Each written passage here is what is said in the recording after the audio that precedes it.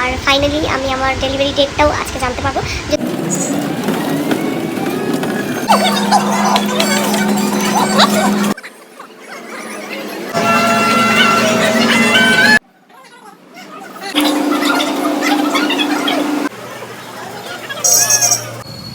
কতদিন পরে আমরা রিক্সায় উঠছি। Hello guys, welcome back to my channel. তো আজকে খুব স্পেশাল একটা দিন, কেননা আজকে আমি আমার প্রেগনেন্সি জার্নির 7 মান্থ আমার, তো সেটাই আজকে ডক্টর দেখাতে যাব। এবার ওখান থেকে আরও কোথাও যাব আমি, তো সেটাই তোমাদেরকে দেখাবো। আর আজকে ডক্টরের কাছে স্পেশাল ডে, কেননা আজকে প্যাকেজ সম্বন্ধে সব কিছু ডিটেলস শোনা হবে। তো আর ফাইনালি আমি আমার ডেলিভারি ডেটটাও আজকে জানতে পারবো, যদিও এর আগে দিয়েছি। দেখো, এক্সাইটমেন্টের চক্করে আমি 7 মান্থের জায়গায় 7 উইকস বলে। আর ভাবছো তো ডক্টর দেখানোর নাম করে বেরিয়ে এখানে দোকানে কি করছি? এটা হচ্ছে আমাদের দোকান, এখানে মালের স্লিপ করতে লাগতো। আমার বাবা মাল আনতে যাবে, মানে দোকানেরই জিনিস আনতে যাবে, সেই জন্য। তো তারপরে টোটোতে গিয়ে উঠে পড়ি আমরা। আর রাস্তায় এতটা বাজে ছিল যে আমাকে দাঁড়িয়ে দাঁড়িয়ে টোটোতে যেতে হচ্ছিল, কেননা আমি আমার প্রেগনেন্সি নিয়ে কোনো রিস্ক নিতে চাই না, আমি আমার বেবির কোনো ক্ষতি করতে চাই না। এই জন্য আমার কষ্ট হোক তাও ঠিক আছে, তো আমি দাঁড়িয়ে দাঁড়িয়ে ওইটুকু রাস্তা গিয়েছি, তারপরে গিয়ে বসেছি। এরপরে দোকানের যে স্লিপটা করা হলো জিনিস আনার জন্য, সেটাই মা হচ্ছে দিতে গিয়েছিল। আর সামনে ছিল এত সুন্দর একটা মন্দির, সেই জন্য আমি মন্দিরে একটা ক্লিপস নিয়ে নিচ্ছিলাম।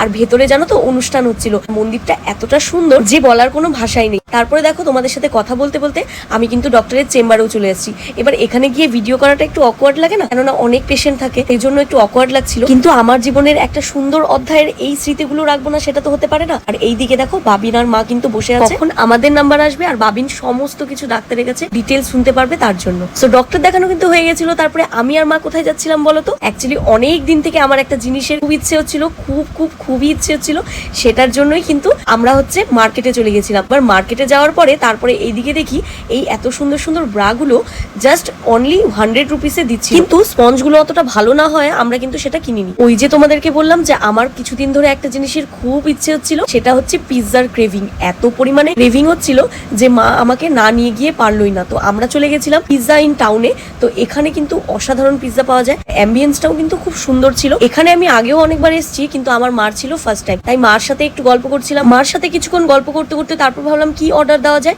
তারপরে দেখলাম ডবল চিজ যেই পিৎজাটা আছে সেটা অর্ডার দিই, কেননা আমি চিজ লাভার, সেই জন্য আমার চিজ পিৎজা খুব ভালো লাগে।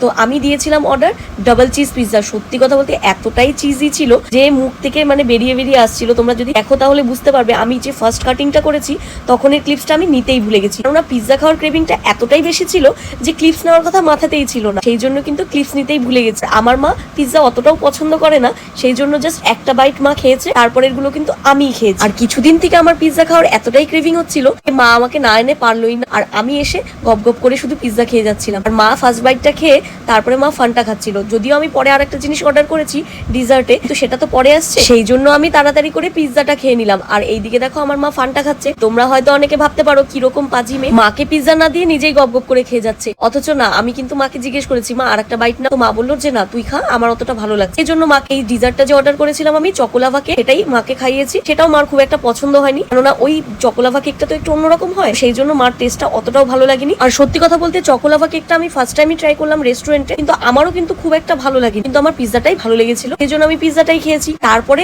এখান থেকে বেরিয়ে আমি মাকে বললাম যে তুমি আর কি খাবে বলো। মা বললো যে না আর কিছু খাবো না। তারপরে ভাবলাম আইসক্রিম তো খাওয়াই যায়।